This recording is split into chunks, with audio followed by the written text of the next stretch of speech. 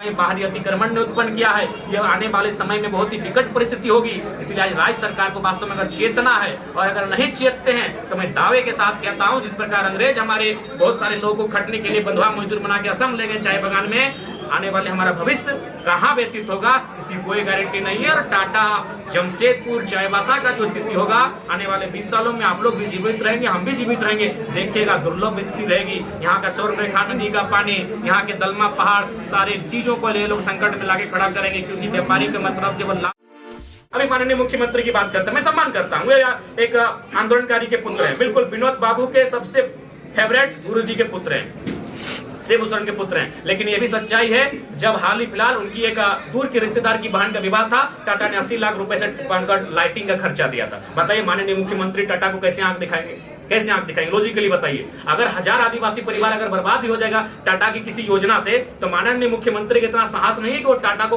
Phone करके कि क्या हो रहा है, आप कंट्रोल में रहिए, आप अपनी सीमा नहीं कर पाएंगे, क्योंकि उन्होंने 80 लाख का फाइनेंस किया।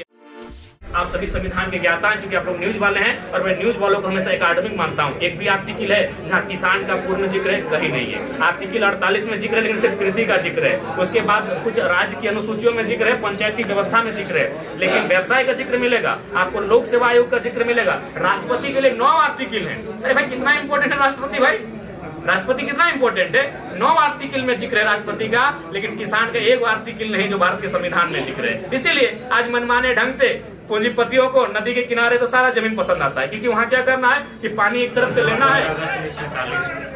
आजाद भारत की पहला नया साल, पहली 1 जनवरी की तारीख, जहाँ पूरी दुनिया के साथ साथ नया भारत, आजाद भारत, नए साल का जश्न और आज़ादी का जश्न मनाने के लिए आप लोग मना ही रहा था। लेकिन उसी समय हमारे झारखंड के सरायकेला खरसावां जिला क्षेत्र के कई अखबारों के सोर्स के माध्यम से अनुमान हजारों की संख्या में यहाँ के आदिवासी दिया गया। कारण क्या था, उन कारणों को जानना होगा, क्योंकि भारत देश विविधताओं का देश है। भारत के संविधान में कहता है India is a country of states, तो भारत के संविधान एक में साफ साफ है, यानी सभी राज्यों की विविधता है, सभी जो लोग यहाँ विविधता है, झारखंड की अलग है। तमिल कल्चर होता है, इस बात को आपको स्वीकार करना होगा कि झारखंड में भी एक कल्चर बसता है, झारखंड में भी एक सिविलाइजेशन बसती है, जिसको हम झारखंड सिविलाइजेशन कहेंगे। इसी के तहत जब इस मिलाने की बात कही जा रही थी और लगभग लगने वाला था, यहाँ के जो आदिवासियों के नेतृत्व में एक सभा का आयोजन किया गया। उनका मत था कि हम लोग एक नए झारखंड का जब भविष्य में निर्माण करेंगे, उस झारखंड में हम लोग रहेंगे। अब तो आप लोग हमें कभी बिहार में, कभी उड़ीसा में बांटकर हमारी जो आइडेंटिटी है, हमारी जो लड़ाई है, या फिर हमारी जो सांस्कृतिक पहचान है, हमारी जो भाषाई पहचान है, उसको नष्ट ना करें। और उस पहचान को बचाने के लिए, उस पहचान को जिंदा रखने के लिए हजारों हजार की संख्या में यहाँ के झारखंडी आदिवासियों ने सीने पर गोली खाने का काम किया, लेकिन अपनी भाषाई संस्कृति, अपनी सांस्कृतिक पहचान से कोई समझौता नहीं किया। आप बात करते हैं आज के इस आंदोलन की, सबसे पहले उन तमाम वीरों को नमन करते हैं, वंदन करते हैं। अब जरा बात करते हैं हमारे आज के आंदोलन की, उसी पृष्ठभूमि को हम जोड़ते हैं कि आज का आंदोलन भी कहीं ना कहीं भाषा के आधार पर ही तैयार हुआ है। आज का आंदोलन भी कहीं ना कहीं बाहरी जो अतिक्रमण यहाँ पर प्रवेश कर रहा है उसके आधार पर ही तैयार हुआ है। तो ये मेरा मानना है कि आज ये गोपनीय आंकड़े और गृह विभाग से कुछ लोग यहाँ अधिकारी हैं जिनसे हमारी बात होती है, उनका मानना है कि प्रत्येक साल 36,000 के आसपास झारखंड में गैर झारखंडी लोग प्रवेश करते हैं, यहाँ आके रह जाते हैं, बस जाते हैं और झारखंडी कहलाते हैं। इससे क्या होगा, क्योंकि आज मोटा मोटी मुझे लगता है 75-25 का आंकड़ा या फिर 70-30 का आंकड़ा हो चुका है झारखंड और झारखंडियों के बीच। जिस दिन 50-50 होगा, फिर 60-40 होगा, उस दिन यहाँ के लोगों का इस भूमि में जल, जमीन, जंगल, खेत खलिहान के साथ, बहती हुई नदियों की धारा के साथ रहना बहुत मुश्किल हो जाएगा। उसका उदाहरण है आज स्वर्णरेखा नदी का कहानी सुने, चांडिल डैम की स्थिति को देखें, या फिर जो नया कुचाई ईचा डैम बनने के लिए तैयार हो रहा है उसकी स्थिति को देखें। लगातार औद्योगिकरण का विकास हुआ, लगातार यहाँ के लोगों का जल, जमीन, जंगल उन्हें से लिया गया, अतिक्रमण किया गया, विकास के नाम पर उन्हें झुंझुना के अलावा कुछ नहीं मिला। इसलिए हमारी जो लड़ाई है वही 1 जनवरी 1948 को जिस मकसद के साथ शहादत दी गई थी, भाषाई लड़ाई, सांस्कृतिक लड़ाई, वही लड़ाई को हम लोग पुनर्जीवित किए हैं कि राज्य हमारा है और इस राज्य में हमारी जो गतिविधियां हैं वह हमारे लिए सर्वोपरि हैं, अतः कोई बाहर का व्यक्ति या फिर बाहर की कोई सभ्यता संस्कृति हमें डिस्टर्ब ना करे।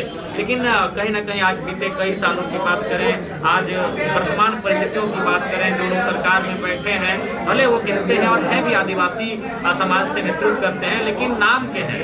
उनको अगर बारीकी से देखा जाए तो अभी हाल ही फिलहाल अगर झारखंड की बात करी जाए तो झारखंड में कहावत कहा जाता था कि टणिये दौड़ के न तो मटिया कोड़ के, जो कि हमारे क्षेत्र की भाषा है धनबाद बोकारो की, तो वहाँ एक कहावत था कि टणिये मटिया कोड़ के न तो टणिये दौड़ के नौकरी करे पर में झारखंड क्या बोलता है न, टणिये दौड़ने का मतलब पुलिस की नौकरी होती है और मटिया कोड़ने का मतलब मिट्टी काटते काटते कोयला कोड़ते कोड़ते वो सरकारी नौकरी ले लिया था। तो अभी क्या है कि जो बहाली आई है जिला पुलिस की, माननीय आदिवासी मुख्यमंत्री ने धनबाद और बोकारो वहाँ आदिवासी को शून्य कर दिया है। ओबीसी के साथ तो पक्षपात पूरे देश में होता है, झारखंड में कोई नया नहीं है। 54% ओबीसी को तो खैर ढोल चटा के रखा है, लेकिन आपको हंसी और ताजुब लगेगा कि एसटी समुदाय से आने वाले मुख्यमंत्री पता नहीं किसके कथन अनुसार सरकार को चला रहे हैं कि धनबाद बोकारो जहां आदिवासियों की अच्छी जनसंख्या है वहां उनको जीरो कर दिया है। क्या बताइए, जो सिंहभूम में भी जीरो है। आदिवासी समाज की अगर बात करें, बेशक आज भी पढ़े लिखे अच्छी बात है, वीडियो सीओ भी बने, IAS IPS तक गए,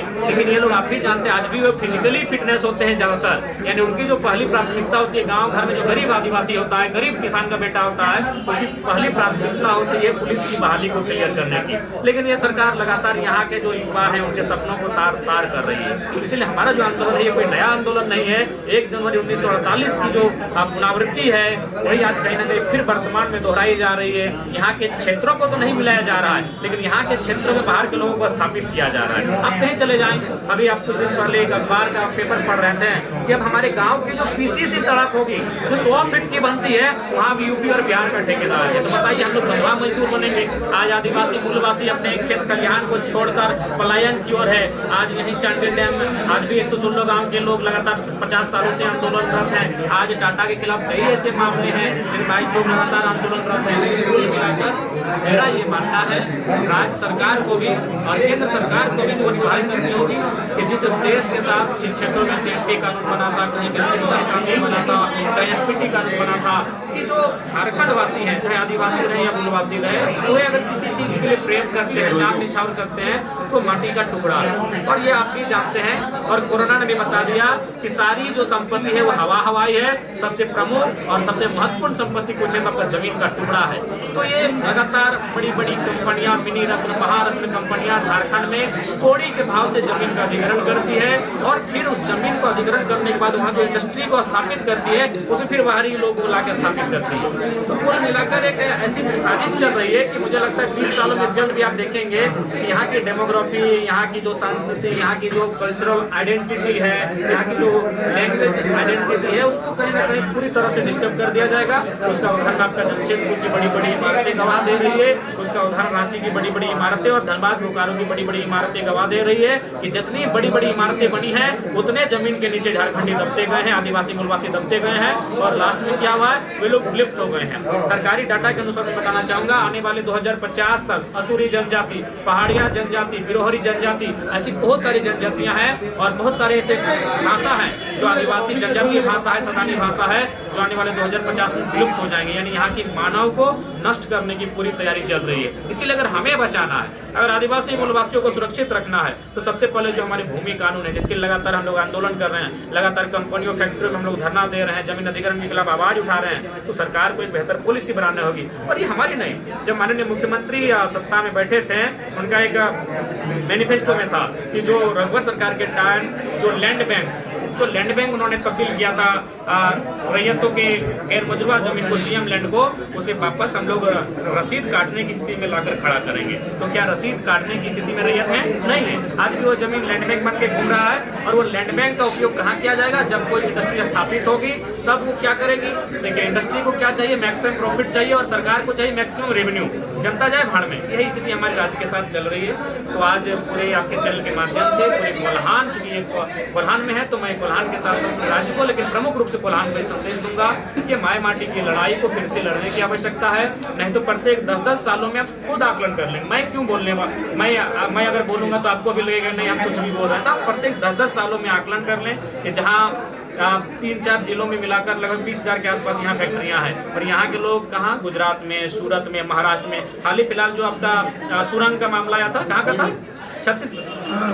छत्तीसगढ़ का मामला था। वहाँ शायद हमारे मैक्सिमम मजदूर हमारे झारखंड के थे, 42 में से 17 या 18 मजदूर हमारे झारखंड के थे। तो आप स्थिति को समझिए, ये हंसी का पात्र है कि जो झारखंड, रतन गर्भा झारखंड, जहाँ यही हमारा सिंहभूम में अगर आयरन की बात कहें तो जादूगोड़ा में यूरेनियम की बात, तो टाटा में तरह तरह के मैन्युफैक्चरिंग किए जाते हैं। हमारे जमीन के नीचे तरह तरह के प्रोडक्ट्स पाए जाते हैं, तरह तरह के रत्न पाए जाते हैं। खूंटी में आपका सोना का चांसेस बना है, आपका गुमला में हीरा पन्ना का चांस बना है। तो ये जमीन जब 42 मजदूर जो टनल के नीचे वो एक उदाहरण दे रहा है, उसमें 17 या 18 मजदूर झारखंड के, यानी किस प्रकार से इस राज्य को बड़ी बड़ी महारत्न कंपनियों ने लूटने का काम किया। तो इसीलिए मेरा मानना है कि आज घरों से बाहर निकलने का वक्त है, और अगर नहीं लड़ पाते हैं तो एक काम कीजिए, भले ही आपको हमें हंसी या मजाक लगेगा, शादी विवाह बच्चे पैदा मत कीजिए, क्योंकि अगर ऐसा कीजिएगा तो फिर आपको लड़ना होगा, क्योंकि उनके लिए आप क्या देंगे। ये सारी आज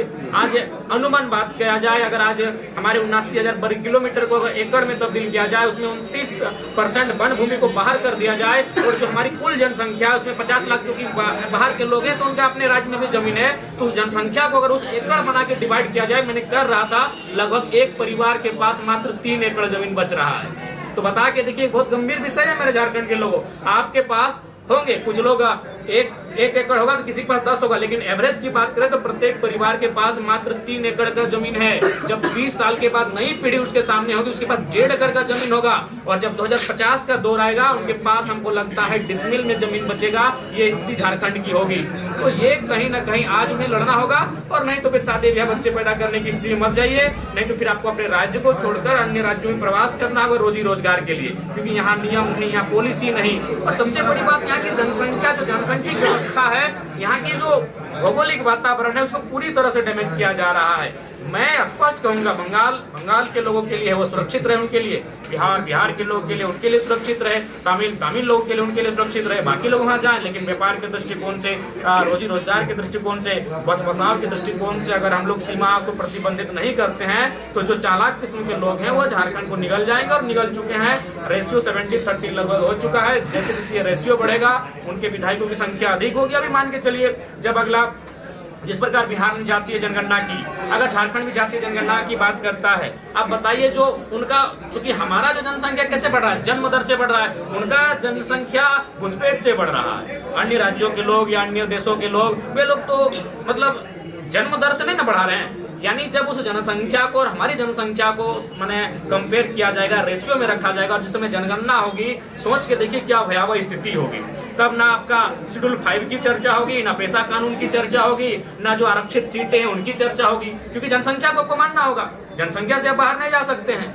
अगर जनगणना हो गई और जिस प्रकार बिहार के तर्ज पर हुई, तो उस समय आपको जनगणना को तो आधार मानना होगा। उस समय आपकी स्थिति क्या बयां करेगी, ये बहुत ही भयावह स्थिति होगी। इसलिए आज अगर आदिवासी की सरकार वास्तव में है, तो माननीय मुख्यमंत्री, केवल आप ही आदिवासी नहीं है, आपके अलावा इस राज्य में लगभग 80 लाख से 1 करोड़ के आसपास आदिवासी रहते हैं। उनकी चिंता कीजिए। आप अपने परिवार की चिंता करते हैं, आपका परिवार ही केवल आदिवासी नहीं है, उसके अलावा 80 लाख लोग यहाँ आदिवासी के रूप में सूचीबद्ध हैं, उनकी भी चिंता करें। उनके जो नियम कानून है उनकी चिंता करें। आज कोल्हानिस्तान की मांग क्यों उठती है? यहाँ की जो मुंडा मान की व्यवस्था है, कहीं ना कहीं जो बाहर से अतिक्रमण हुआ है, उन लोगों ने डिस्टर्ब किया है। ये जो शासनिक प्रशासन के लोग जो बाहर से हैं, हमारी भाषा नहीं बोलते हैं, हमारी भाषा को नहीं समझते हैं, हमारी भावनाओं को नहीं समझते, उनसे हमारा इंटरनल फीलिंग्स नहीं होता है, वे हमारे साथ पशुओं जैसा दुर्व्यवहार करते हैं, जिस कारण आज ये भयावह स्थिति उत्पन्न हुई है कि वे लोग अलग राष्ट्र की मांग कर रहे हैं। मैं मानता हूँ कि संवैधानिक राष्ट्र के अंतर्गत ये मांग वाजिब नहीं है, लेकिन इस परिस्थिति को उत्पन्न किसने किया? कहीं ना कहीं बाहरी अतिक्रमण ने उत्पन्न किया है।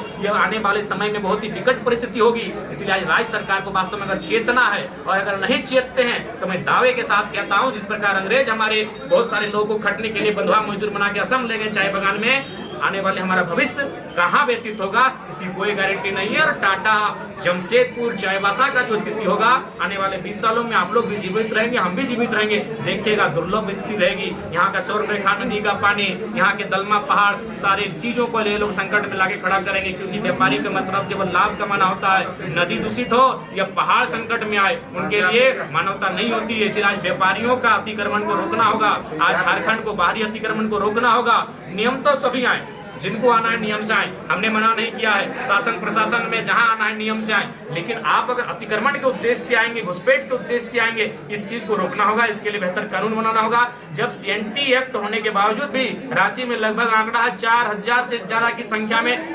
पिछले 10 सालों में आदिवासियों की जमीन के मामले में हत्या हुई है। सोच के देखिए आने वाले दिनों में जैसे जैसे शहर बढ़ेगा, ये लोग गाँव में अपनी पांव पसारेंगे, जैसे जैसे शहर प्रदूषित होगा, ये उद्योगपति गाँव की कृषि योग्य खेती जमीन को जब अधिग्रहण करने के लिए गांवों में प्रवेश करेंगे, क्या स्थिति होगी ये आपसे छुपी नहीं है। हम मानते हैं ये लोकतांत्रिक भारत है, हम ये भी मानते हैं ये संवैधानिक भारत है, लेकिन आपको इस बात को ही मानना होगा ये कानूनें कब की हैं, ये व्यवस्थाएं कब की हैं। ये व्यवस्थाएं अंग्रेजों की है। मैं उदाहरण दूंगा, collector, what is the meaning of collector? Collector का आशय क्या है? कलेक्ट मतलब होता है इकट्ठा करना, यानी जो आज हम जिसे डिप्टी कलेक्टर कहते हैं, जिसे हम डीसी कहते हैं, और गौरव सिन्हा छाती से चौड़ा करते हैं, मतलब क्या था उसका? कलेक्ट करना। क्या कलेक्ट करना?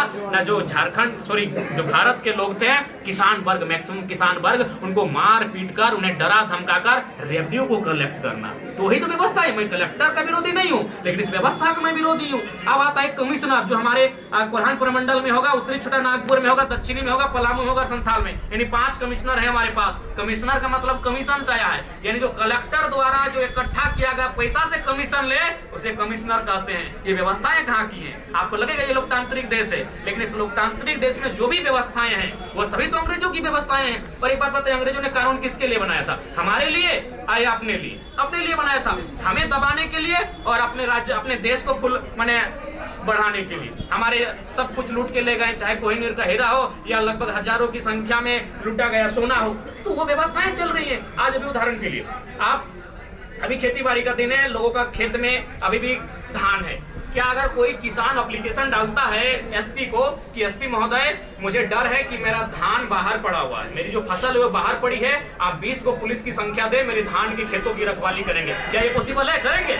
समझिए, भले मैं एक ऐसा विषय कर रहा हूँ जो आपको हंसी लगेगा, लेकिन अगर लोकतांत्रिक भारत है तो ये करना चाहिए। लेकिन अगर वही कोई कंपनी ये कहेगी कि आज 20 लोग मेरे कंपनी में धरना देने आ रहे हैं, वहाँ कर्फ्यू लग जाएगा, वहाँ माहौल बन जाएगा कि धरना देने वाले आतंकवादी हैं और एसपी महोदय उसको पूरा छावनी में बदल देंगे। ये पूरे देश की कहानी है। यानी इस चीज को आज हर एक किसान वर्ग को समझना होगा कि ठीक है ये लोकतांत्रिक भारत है, लेकिन व्यवस्थाएं कहाँ की है? ये तो वही व्यवस्थाएं हैं, ईस्ट इंडिया कंपनी की व्यवस्थाएं हैं। आखिर क्यों बना था ये पुलिस? पहला बात है, पुलिस बना क्यों था? पुलिस बना था 2 कारणों से, मैं आपको खुल के बताता हूँ। भले पुलिस में मेरे 90% भाई पुलिस में ही है, लेकिन जो सच्चाई उसको मैं बताऊंगा। पुलिस इसलिए बना था कि आपको 2 चीजों को सुरक्षा करना है, जो अंग्रेज के अधिकारी होंगे उनको सुरक्षा देना है, और जो ईस्ट इंडिया कंपनी होगी उसको सुरक्षा देना है। तीसरा कोई चीज नहीं था, तीसरा कोई कारण नहीं था। आज भी देख लीजिए, आप किसी कंपनी में जाइए धरना देने, किसी कंपनी में बंदी कीजिए, आप एसपी महोदय निगरानी करने के लिए हजारों पुलिस की संख्या में पहुंच जाएंगे। अगर डर होगा, अगर किसी आम आदमी को डर होगा, वहाँ प्रशासन लेट से पहुंचती है। अगर किसी पदाधिकारी को, चाहे जीएम रहे या फिर कोई हाई रैंक का उच्च अधिकारी रहे, पुलिस उसकी सुरक्षा में पहुंच जाती है। क्योंकि पुलिस जो इंडियन पुलिस एक्ट जो बना ही था 1861 में, इसीलिए बना था कि 2 चीजों को बचाना है। किसको बचाना है? ईस्ट इंडिया कंपनी को, और जो हमारे गवर्नर हैं, जो वाइसराय हैं, जो कमिश्नर हैं, जो कलेक्टर हैं, उनको बचाना है। तो वही चीजें आज भी हो रही है, आज भी वही चीजें हो रही है। पुलिस तीसरे नंबर पर जनता की बचाव करती है। आज भी प्राथमिकता 2 ही लोग हैं, उच्च अधिकारियों को अगर आप घेरिए, तुरंत पुलिस पहुंच जाएगी, आप पे लाठीचार्ज करेगी, आप पे गोली चार्ज कर देगी। और आप ईस्ट इंडिया कंपनी यानी कि टाटा कंपनी पहुंच जाइए, अडानी की कंपनी पहुंच जाइए, पुलिस आप भी फायरिंग कर देगी। यानी वो व्यवस्थाएं आज भी है। इसीलिए वास्तव में अगर देश को चाहते हैं उन्नत करना, भले मैं नन्हा सा बालक हूँ, लेकिन मेरी विचारधारा को आप काट नहीं कर सकते हैं। इसलिए आज भारत के संविधान में एक संशोधन होना चाहिए, किसानों के लिए वो पूरा भाग होना चाहिए। भाई 22 भाग हमारा मूल रूप से कुल 25 है, 1 भाग किसान के लिए होना चाहिए। आप सभी संविधान के ज्ञाता हैं, चूंकि आप लोग न्यूज वाले हैं, और मैं न्यूज वालों को हमेशा एकेडमिक मानता हूँ। एक भी आर्टिकल है जहाँ किसान का पूर्ण जिक्र है, कहीं नहीं है। आर्टिकल 48 में जिक्र है, लेकिन सिर्फ कृषि का जिक्र है। उसके बाद कुछ राज्य की अनुसूचियों में जिक्र है, पंचायती व्यवस्था में जिक्र है, लेकिन व्यवसाय का जिक्र मिलेगा आपको, लोक सेवा आयोग का जिक्र मिलेगा, राष्ट्रपति के लिए 9 आर्टिकल है। अरे भाई कितना इंपॉर्टेंट है राष्ट्रपति भाई?